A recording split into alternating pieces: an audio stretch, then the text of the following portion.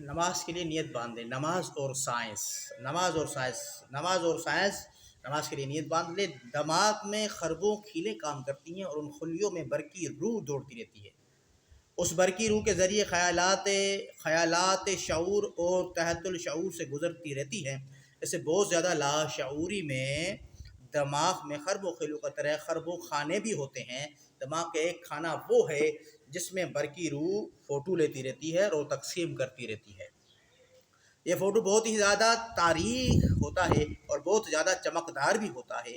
ایک دوسرا خانہ یہ ہے کہ جس میں کچھ اہم باتیں ہوتی ہیں۔ ان اہم باتوں میں وہ باتیں بھی ہوتی ہیں جن کو شعور سے نظر انداز کر دیا جائے اور جن کو ہم روحانی صلاحیت کا نام دے سکتے ہیں۔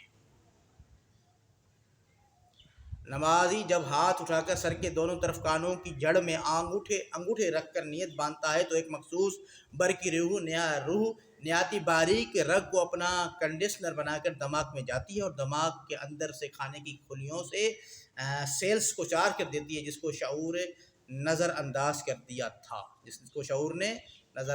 دیا تھا۔ یہ خیلیں چارج ہوتی ہیں اور تو دماغ میں روشنی کا ایک جھمکا ہوتا ہے اور اسے جھما کے سے تمام اعصاب متاثر ہو کر اس کھانے کی طرف متوجہ ہو جاتے ہیں جس میں روحانی صلاحیتیں مخفی ہوتی ہیں۔ ساتھ ہی ساتھ ہاتھ کے اندر ایک تیز برقی روح دماغ میں منتقل ہو جاتی ہے۔ جب کانوں سے ہاتھ ہٹا کر ناف کے اوپر اللہ اکبر کہہ کر باندھے جاتے ہیں تو ہاتھوں کے کنڈیشنر سے ناف ذیلی جنریٹر میں بجلی کا ذخیرہ بن جاتا ہے۔ یہ بجلی کا ذخیرہ ہو جاتا ہے اور زیر ناف ہاتھ باندھنے کے بعد صورت میں جنسی اعضاء جو نظام برقی کا ایک قوی عضو ہے اس کو طاقت ملتی ہے تاکہ نوع انسانی کی نسل دوسرے نوع سے ممتاز اور مشرف ہو جائے۔ اب سبحانک اللہم پڑھا جاتا ہے۔ جب یہ الفاظ ادا ہوتے ہیں روح اپنی پوری توانائیوں کے ساتھ صفات الہیہ میں جذب ہو جاتی ہے اور پورے جسمانی نظام میں اللہ کی صفات اور روشنی بن کر سرایت کر جاتی ہے۔ جسم کا روح رواں اللہ کی پاکی بیان کرنے پر مشغول ہو جاتا ہے اور اللہ تعالیٰ ارشاد فرماتا ہے لو انزلنا هذا القرآن على جبل لرأيته خاشعا متصدعا من خشیۃ اللہ۔ ترجمہ: اگر ہم اتارتے یہ قرآن ایک پہاڑ پر تو دیکھتا وہ دب جاتا، پھٹ جاتا اللہ کی خشیت سے۔ آیت مقدسہ کا مفہوم یہ ہے کہ نماز شروع کرتے ہی نور الہی ذخیرہ کرنے کی وہ صلاحیت پیدا ہو جاتی ہے جسے پہاڑ بھی محتمل نہیں ہو سکتے۔ سبحانک اللہم کے بعد جب نمازی قرآن پڑھتا ہے تو شعوری طور پر اپنی نفی کر دیتا ہے اور قرآن کے انوار اس کے سامنے آ جاتے ہیں۔ وہ اس بات کا اقرار کرتا ہے کہ بے شک اللہ تعالیٰ مجھے اس کا اہل بنایا ہے کہ میں قرآن کے انوار سے مستفید ہو پاؤں۔ سینے پر ہاتھ باندھنا۔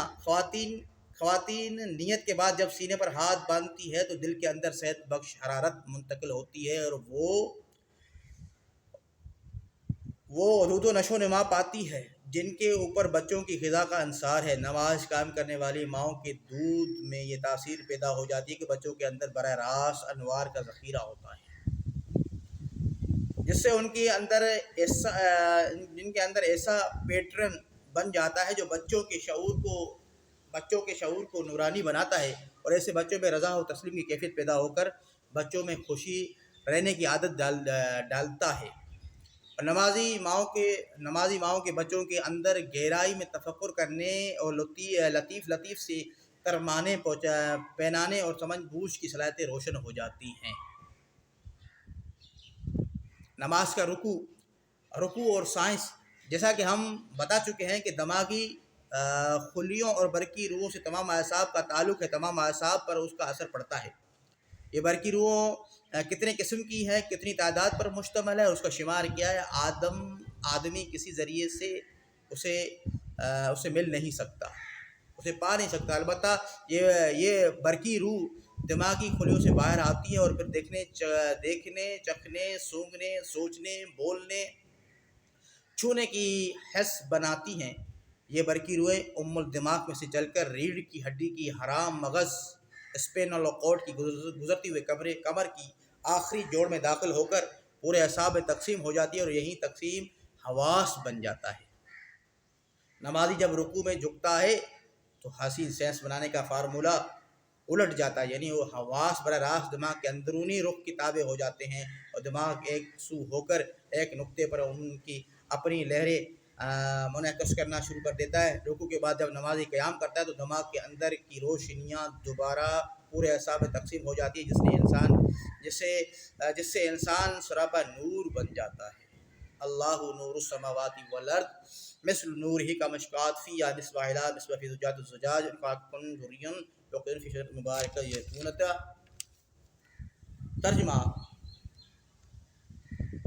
اللہ نور ہے آسمانوں کا اور زمین کا، اس کے نور کی مثال مانند اس تاک کی ہے کہ بیچ کے اس سے چراغ ہو، وہ چراغ شیشے کی قندیل کے بیچ ہے، وہ قندیل شیشے کا گویا چمکتا تارا، اور وہ چراغ روشن کیا جاتا ہے تو زیتون کے مبارک درخت سے کہ نہ مشرق کی طرف اور نہ مغرب کی طرف نزدیک ہے کہ تیل اس کا روشن ہو جائے، اور اگرچہ اس کو آگ نہ لگے، اور روشنی اوپر روشنی، اللہ جس کو چاہتا ہے اپنے نور کی طرف راہ دکھاتا ہے۔ اللہ بیان کرتا ہے مثالیں لوگوں کے واسطے، اور اللہ ہر چیز کے ساتھ جاننے والا ہے۔ اللہ ہر چیز کے ساتھ جانے والا ہے۔ رکوع میں اس قدر جھکیں کہ سر اور ریڑھ کی ہڈی متوازن رہے، نگاہیں پیر کی انگوٹھوں کے ناخن پر مرکوز رہیں، ہاتھ دونوں ٹخنوں پر اسی طرح رکھیں کہ ٹانگوں میں تناؤ ہو رہے، اور اللہ کی تسبیح کرے، سبحان ربی العظیم، سبحان ربی العظیم۔ اے اللہ تو بڑی عظمت والا، تو پاک ہے بڑی عظمت والا، تو پاک ہے بڑی شان والا، تو پاک ہے بڑے مان والا، تو پاک ہے عظیم تر بزرگی والا۔ 5 یا 7 بار کہہ کر اس طرح کھڑے ہو جائیں کہ کوئی فوجی اٹینشن میں ہوتا ہے۔ رکوع میں نماز کی ہاتھ کی انگلیوں سے جب گھٹنوں کو پکڑتا ہے اور ہتھیلیوں اور انگلیوں کے اندر کام کرنے والی بجلی گھٹنوں میں جذب ہو جاتی ہے، جس کی وجہ سے گھٹنوں کے اندر صحت مند لعاب برقرار رہتا ہے، اور ایسے لوگ گھٹنوں اور جوڑوں کے درد سے محفوظ رہتے ہیں۔